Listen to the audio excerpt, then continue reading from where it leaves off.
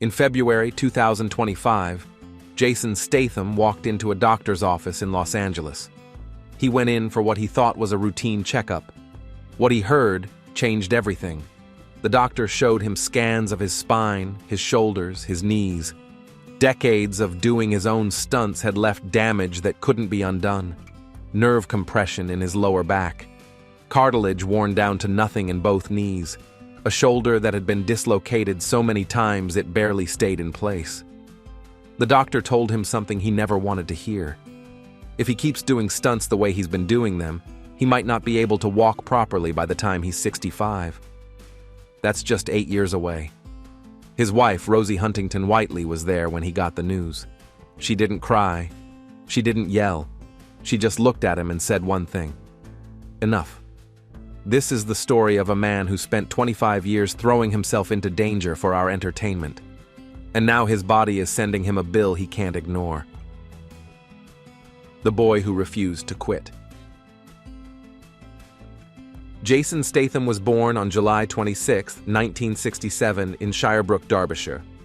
This wasn't a town where dreams came true.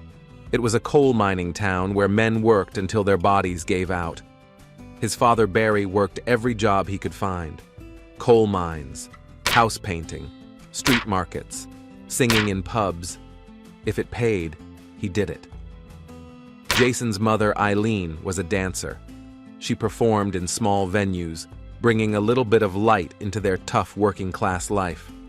Money was always tight. Security didn't exist. Jason learned early that if you wanted something, you had to fight for it. Nobody was going to hand you anything. At age 11, he started training in martial arts: karate, kickboxing, Chinese martial arts. He threw himself into it with a focus that scared some people. He wasn't just learning techniques, he was building armor. Training gave him control in a life that felt chaotic. By the time he was a teenager, he had a black belt in karate and was training in Muay Thai, Judo, and Brazilian Jiu-Jitsu. His body became a weapon, but it also became something else, a tool he would use until it broke. At 12, Jason started competitive diving. He trained with Great Britain's national swimming squad for 12 years. Every single day, he climbed platforms 1 meter, 3 meters, 10 meters high, and launched himself into the water. His body learned how to fall, how to twist, how to absorb impact. In 1990, at age 23, he competed in the Commonwealth Games in Auckland, New Zealand. He placed 8th in the 1 meter dive, 11th in the 3 meter, 12th in the 10 meter platform. Those weren't medal positions, but they taught him something more valuable than gold: how to take a hit and get back up. One judge gave him a score of 0.5 on a dive. It crushed him, but it also hardened him. He didn't make the Olympics. He knew he'd started training too late. That failure burned into his memory. He promised himself he would never be too late for anything again. After diving, Jason needed money. Modeling agencies saw his athletic build and chiseled face. Between 1996 and 1997, he modeled for Tommy Hilfiger, Levi's, and Griffin. He was paid around $5,000 per campaign. In London, that barely covered rent. Modeling didn't feel real to him, standing in front of a camera wearing expensive clothes while pretending to be someone else. It paid bills, but it didn't fit. So he hustled on the side, just like his father taught him. He sold fake perfume and knockoff jewelry on Oxford Street, fake Rolexes, counterfeit colognes. He'd approach tourists with confidence and charm. Some days he made $200. That was survival money. In 1996, he sold a fake Rolex to 2 buyers. They turned out to be undercover police. He didn't panic. He smiled. He talked his way out of it. No arrest, no charges, just a warning. That moment taught him something crucial. When pressure comes, stay calm. Use your words. Own the moment. That skill would save him later in auditions and on film sets. Then in 1997, everything changed. Director Guy Ritchie was casting for a film called Lock, Stock, and Two Smoking Barrels. He didn't want polished actors. He wanted real street guys. someone who actually knew how to hustle. Jason walked into the audition. Richie didn't ask him to read lines. He asked him to sell him something. Right there, on the spot, Jason went into hustler mode. He sold Richie a fake watch with such confidence that Richie laughed and hired him immediately. The role was Bacon, a streetwise card player. Jason was paid $20,000. The film was shot on an $800,000 budget in real East London pubs. The cast improvised most of their scenes. Locals heckled from the background. Nothing was staged. One scene had Jason smashing a car window with a shotgun. That wasn't acting. That was instinct. After filming wrapped, producers almost cut Jason out completely. They said his accent was too rough, too East End, too unpolished. Guy Ritchie refused. He fought to keep Jason's real voice in the film. When Lock, Stock hit theaters in 1998, it made $3.9 million in the UK. Jason Statham's face became recognizable overnight. 2 years later, Ritchie called him again, this time for Snatch. Jason played Turkish, a boxing promoter caught in a diamond heist and gang wars. The budget was $10 million. Jason got more screen time, more lines, more action, and more injuries. During one fight scene in an old London gym, he broke 2 ribs. No stunt double, no complaints. He just kept filming. The cast included Brad Pitt and Benicio del Toro. The shoot was chaos. They filmed in alleyways and crumbling warehouses. Every frame looked gritty because it was.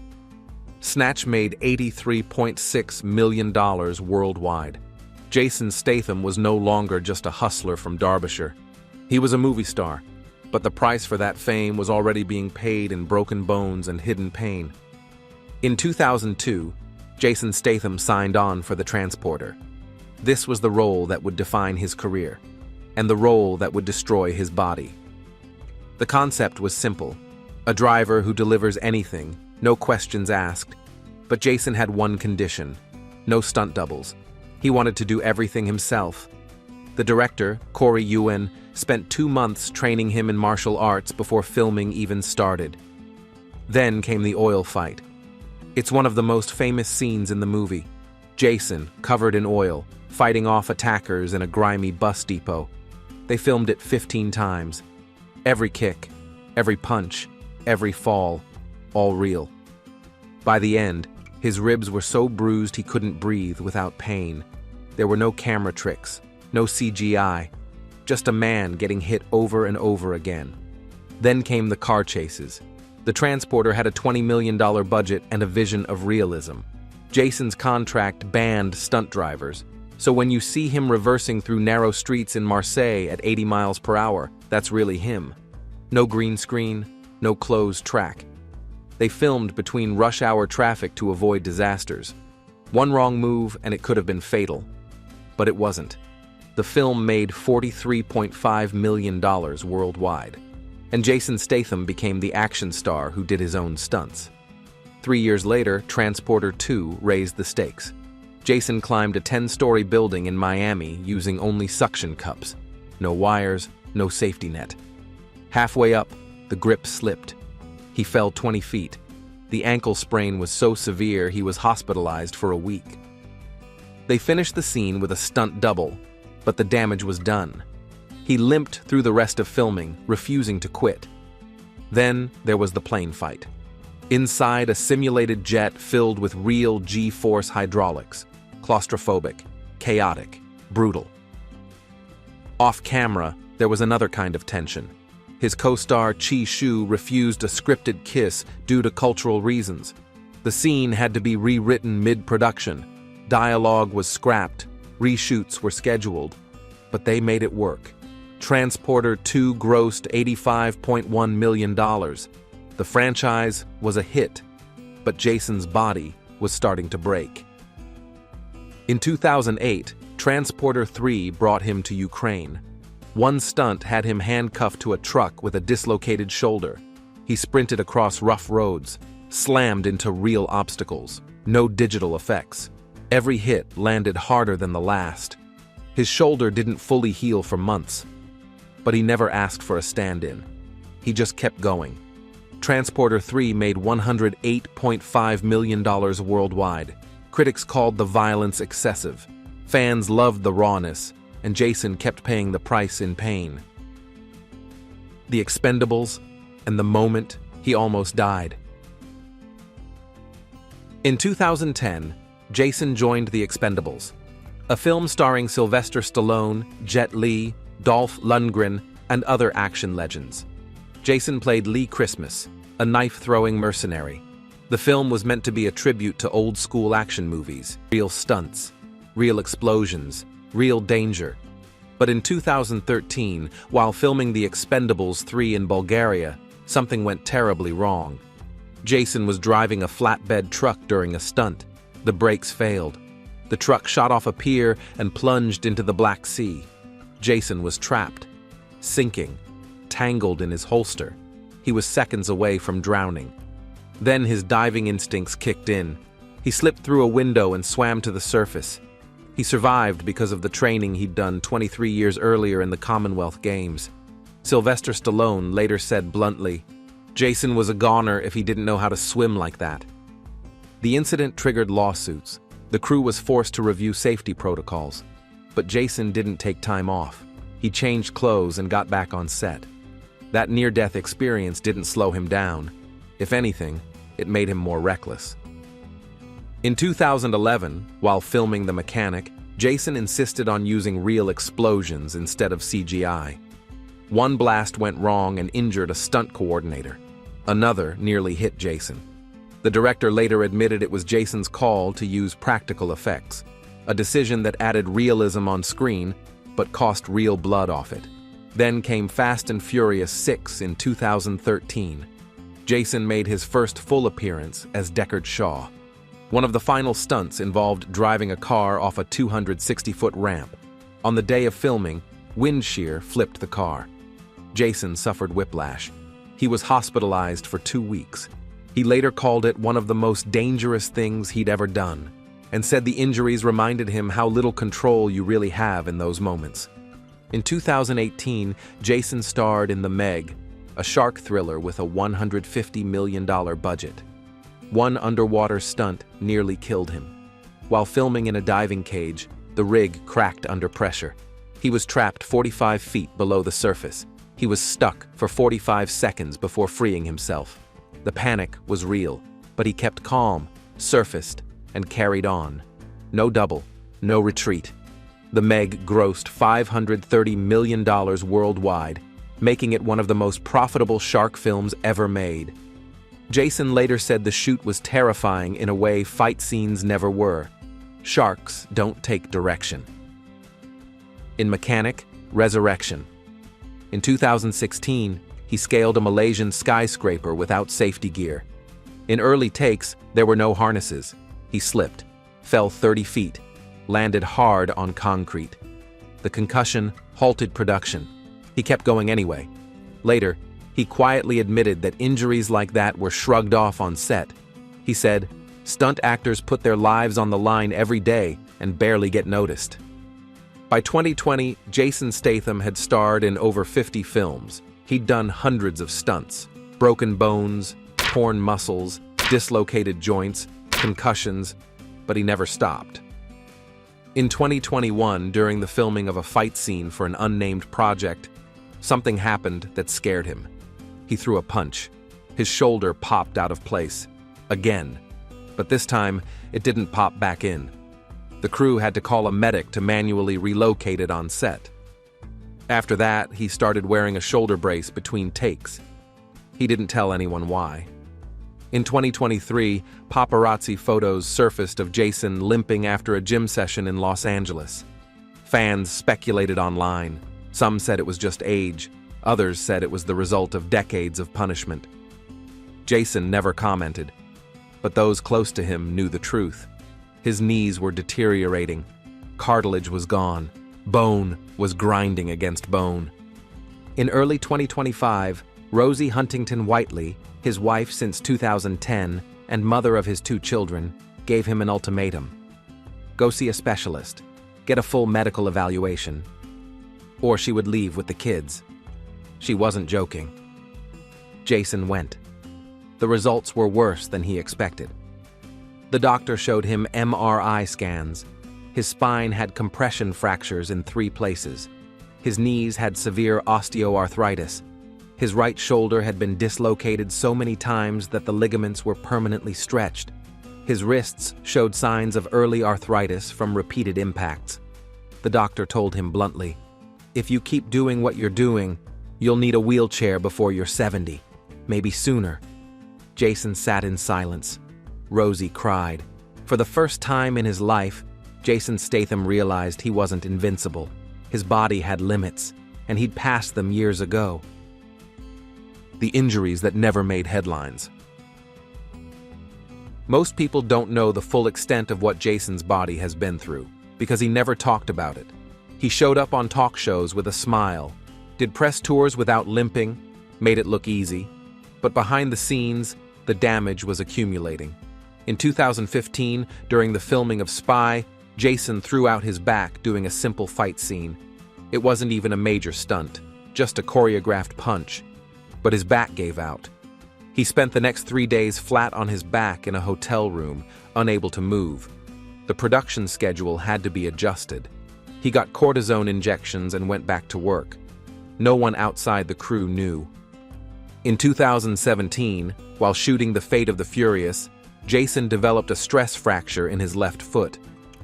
He didn't tell anyone. He just wrapped it tight and kept filming. By the end of production, he couldn't put weight on it. The fracture had worsened. Doctors told him he needed surgery. He delayed it for 6 months because he had another film scheduled.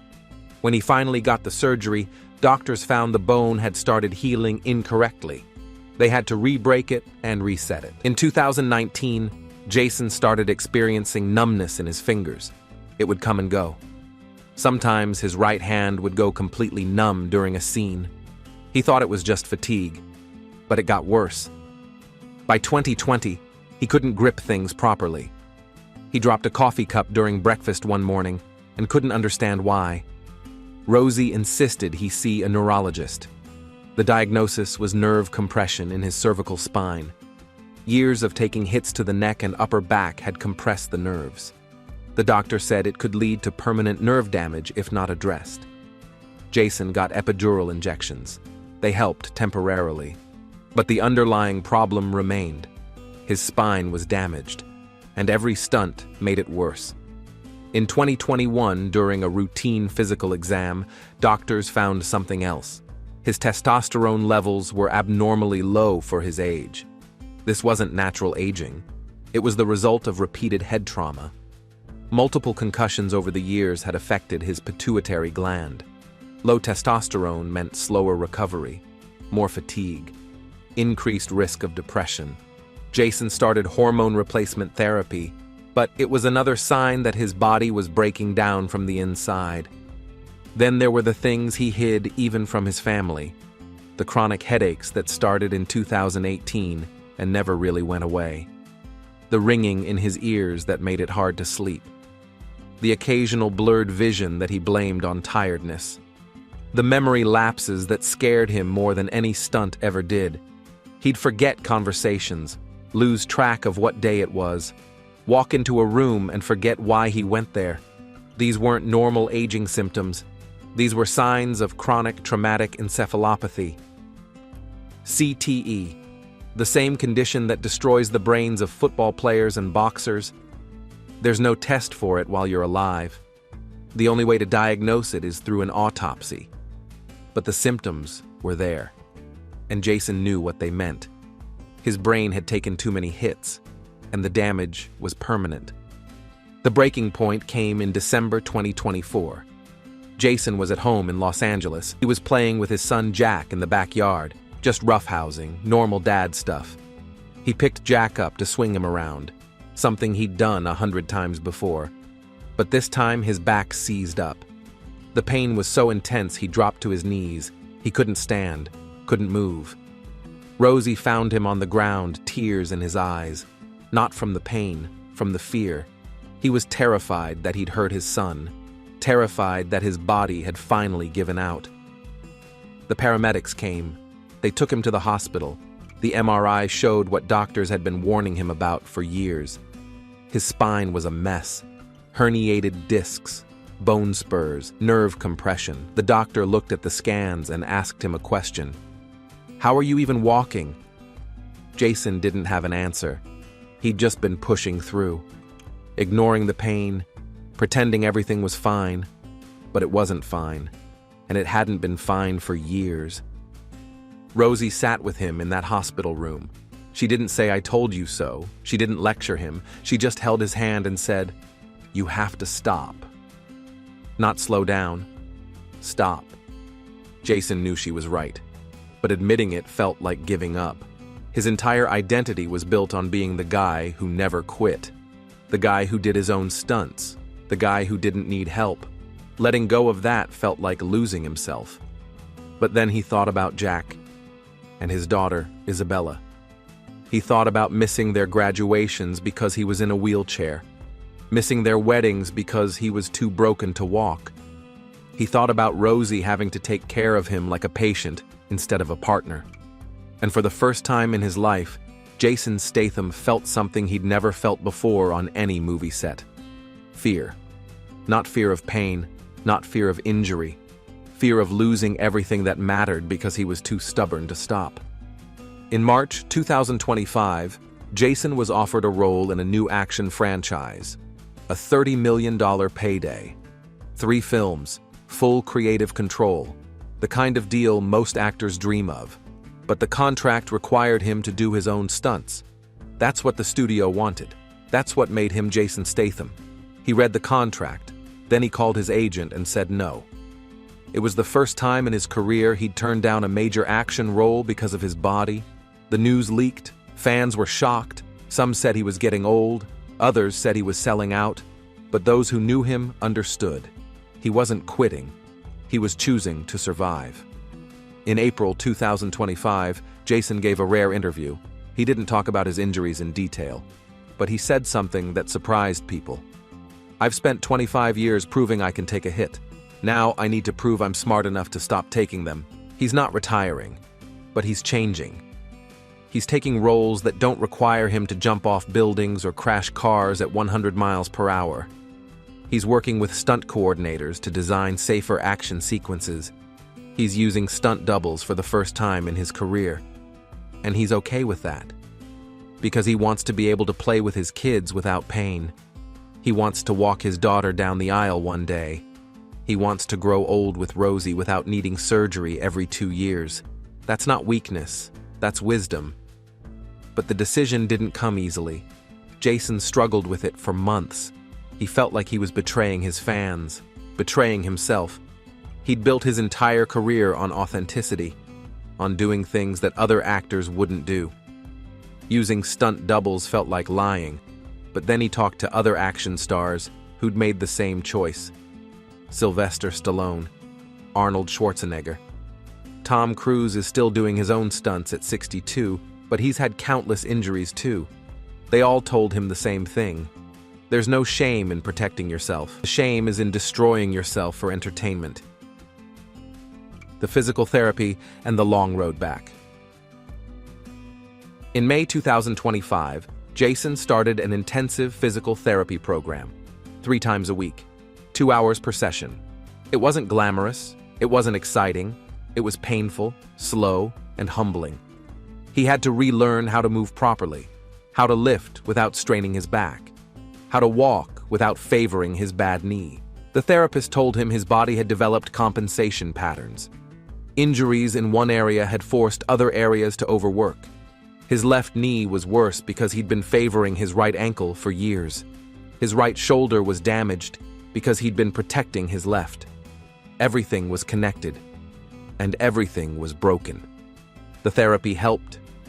Slowly, after 3 months, he could play with his kids without worrying about his back giving out. After 6 months, the numbness in his fingers started to improve. After a year, he might be able to function without daily pain. But the therapist was honest with him. Some damage can't be reversed.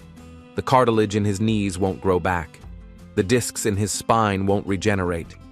The nerve damage might be permanent. He'll never be the same physically as he was at 30, or even 40. But he can be functional. He can be present. He can be a father and a husband who isn't in constant pain. That's the goal now. Not to be the toughest guy in the room. Just to be able to get out of bed without wincing. Jason has started speaking out more about the cost of action films. Not publicly, not in interviews, but privately, with other actors, with stunt coordinators, with directors. He's telling them what no one wants to hear. The current system is unsustainable. Actors are destroying their bodies for spectacle. Stunt performers are risking death for footage that might not even make the final cut. And everyone acts like it's normal, like it's just part of the job. Jason's trying to change that. He's pushing for better safety protocols, for more time to rehearse stunts so they're less dangerous, for realistic assessments of risk versus reward. He's not trying to eliminate stunts. He's trying to eliminate unnecessary injuries. In one conversation with a young actor who idolized him, Jason was brutally honest. "You think you want to be like me?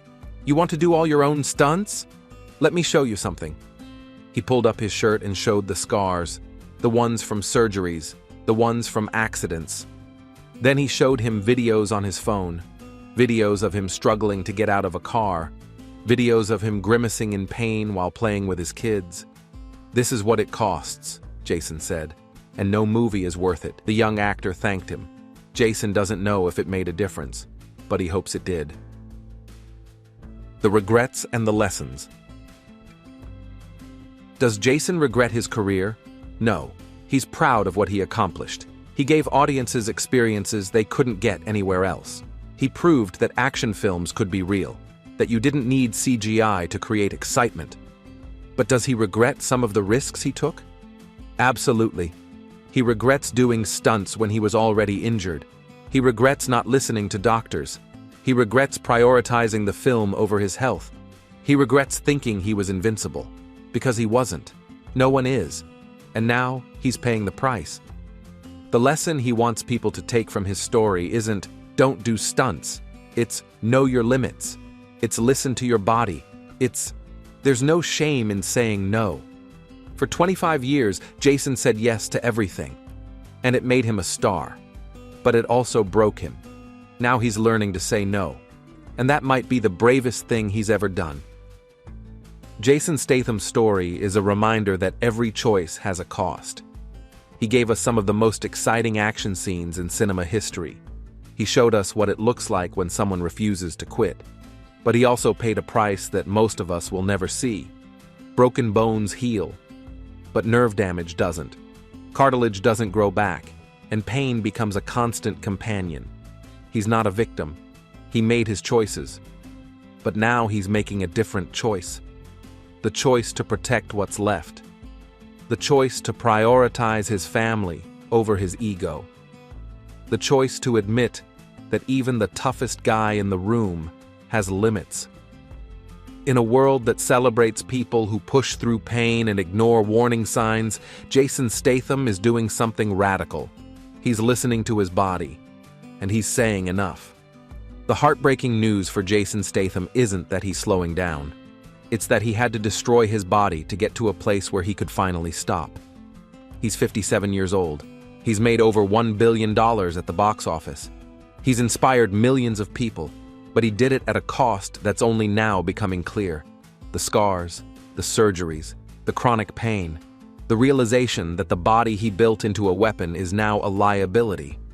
This isn't the end of Jason Statham, but it's the end of the Jason Statham who did everything himself. The one who laughed at danger, the one who said yes to every stunt no matter how reckless. That version of him is gone. And maybe that's okay.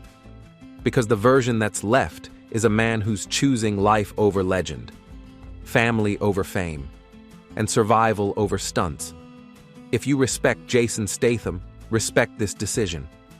Because it's the hardest one he's ever made. And it's the one that might save his life.